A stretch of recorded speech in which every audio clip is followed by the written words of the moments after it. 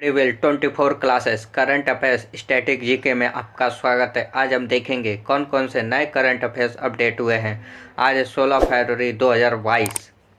ठीक है, आज हम देखते हैं कौन से नए करंट अफेयर्स आए हुए हैं। आज का पहला करंट अफेयर्स है सौभाग्य योजना और सौर विद्युतीकरण योजना में पहला स्थान किसे प्राप्त हुआ है। तो ऑप्शन है राजस्थान, पश्चिम बंगाल, उत्तर प्रदेश, मध्य प्रदेश। तो वो कौन सा राज्य है? राजस्थान।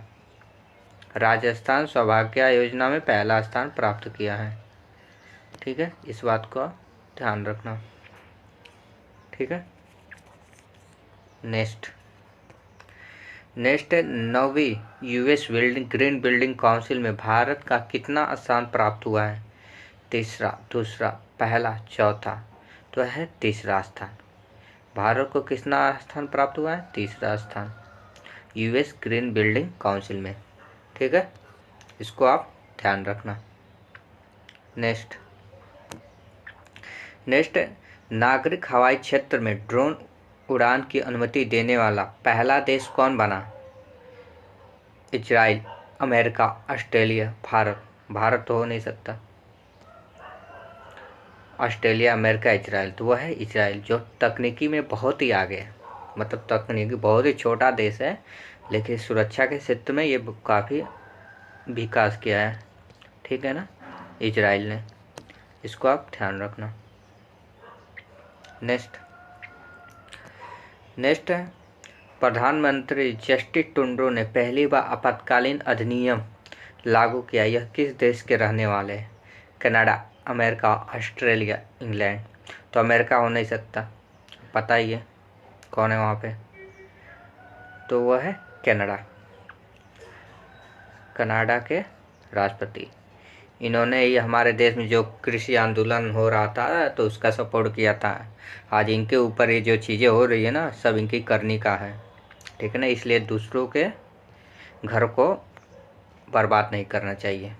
ठीक है ना, अपनी बातों से ये सपोर्ट करते हैं। इंडिया में जितने भी गतिविधियाँ होती उल्टी सीधी, ठीक है ना, आज इनके इधर घर में यह हालत हुई है कि आपातकालीन लगाने की स्थिति उत्पन्न हो गई है। ठीक है ना, ठीक है। नेक्स्ट है सबसे बड़ी कुश्ती अकादमी स्थापित कौन करेगा? भारतीय रेलवे, मानव संसाधन विकास मंत्रालय, खेल मंत्रालय, पर्यावरण मंत्रालय। तो है भारतीय रेलवे। कौन करेगा? भारतीय रेलवे, रेलवे मिनिस्ट्री। ठीक है ना, इसको आप ध्यान रखना, क्योंकि ये कुश्ती से संबंधित है। तो आ सकता है मानव संसाधन विकास मंत्रालय, ऑप्शन ये दे सकता है, लेकिन नहीं, ये भारतीय रेलवे करेगा। इसके लिए आप तैयार रहना। ठीक है ना। नेक्स्ट है किस राज्य ने प्रमाणीकरण के लिए QSR कोड आधारित तंत्र लॉन्च किया है? अरुणाचल प्रदेश, उत्तराखंड, हिमाचल प्रदेश, जम्मू कश्मीर। वह है Jammu Kashmir, JNK। QR code क्या होता है? जो आप स्कैन करते हो पेटीएम या गूगल में, जो स्कैन किया जाता है ना, काला सा होता है और उसके बीच में वो स्कैनर लगा होता है। ठीक है ना, उसको हम रीड किया जाता है, तो उसके द्वारा प्रमाणीकरण किया जाएगा अरुणाचल प्रदेश, जम्मू कश्मीर में उसमें QR कोड द्वारा आपका पहचान बनाया जाएगा। ठीक है ना। नेक्स्ट हाल ही में प्रकाशित एक शोध से पता चला है कि असम किस राष्ट्रीय उद्यान जितना कार्बन अवशोषित करता है और उससे कई अधिक कार्बन उत्सर्जित कर रहा है। काजीरंगा राष्ट्रीय उद्यान, औरंग राष्ट्रीय उद्यान, मानस राष्ट्रीय उद्यान, डिब्रूगढ़ सोखावा राष्ट्रीय उद्यान। वह है काजीरंगा। कौन है? काजीरंगा राष्ट्रीय उद्यान है। ठीक है ना, जो असम में है। ठीक है, असम में ये है। ठीक है। नेक्स्ट वित्त मंत्रालय ने हाल ही में कृषि अवसंरचना विकास उपकार को 7.5% से घटाकर कितने प्रतिशत करने की घोषणा की है? 3%, 4%, 5%, 7%। वो है 5%। कितना करने की घोषणा की है? 5%। इसको आप ध्यान रखना, 5%। ठीक है ना। नेक्स्ट हाल ही में भारत ने संयुक्त राष्ट्र विश्व खाद्य वितरण के साथ कितने मीट्रिक टन गेहूं के वितरण हेतु एक समझौते पर हस्ताक्षर किया, जिसे मानवीय सहायता के लिए हिस्से के रूप में अफगानिस्तान भेजा जाएगा? 40,000 metric tonne, 50,000 metric tonne, 30,000 metric tonne, 20,000 metric tonne, वो 50,000 मीट्रिक टन। ठीक है ना, 50,000। पता है ये आपको अफगानिस्तान में क्या चल रहा है? तालिबानियों ने वहाँ पे कब्जा कर लिया, वहाँ पर भुखमरी का संकट आ गया। और जानते हो भारत हमेशा से ये अफगानिस्तान का हेल्प करता रहा है वहाँ के गरीबों के लिए। ठीक है ना, पहले जो सरकारें थी वो भारत का बहुत सपोर्ट करते थे, लेकिन अब तालिबान का कब्जा हो गया और भारत द्वारा वहाँ के लोगों को 50,000 मीट्रिक टन विश्व खाद्य कार्यक्रम के अंतर्गत मीट्रिक टन गेहूँ भेजा जाएगा। ठीक है ना। नेक्स्ट है, रूस और किस देश के बीच बढ़ते तनाव को देखते हुए भारतीय दूतावास ने भारतीय नागरिकों के लिए एडवाइजरी जारी की है? यूक्रेन, नेपाल, चीन, अमेरिका। वह है यूक्रेन। यूक्रेन की हालत जान रहे हो, यूएस, रूस और यूक्रेन में युद्ध का समस्याएं उत्पन्न हो गई है।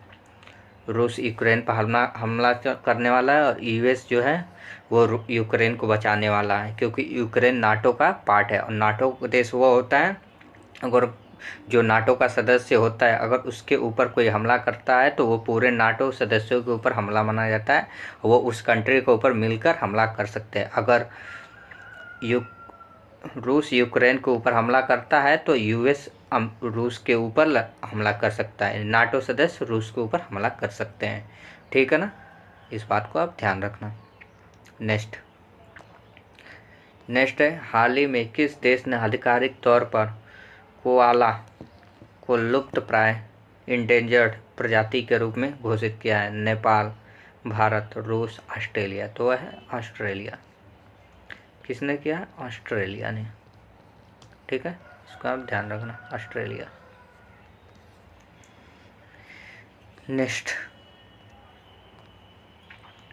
है, यांत्रिक ऊर्जा को विद्युत ऊर्जा में कौन बदलता है? तो वो है हाइड्रो पावर। यहाँ से हम जीट के स्टैटिक पार्ट को स्टार्ट करेंगे।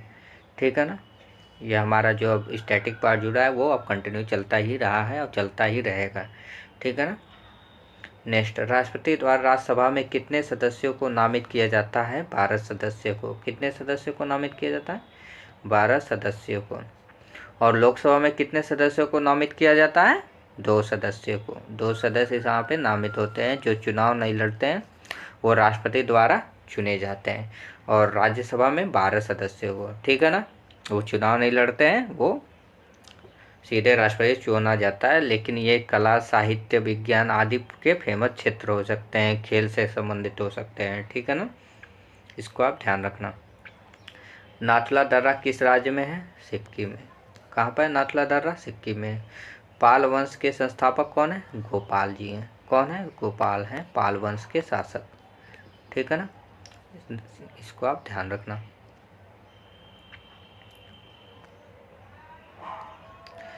दिल्ली सुल्तान की पहली और अंतिम महिला शासिका कौन थी? रजिया सुल्ताना। रजिया सुल्तान किसकी बेटी थी?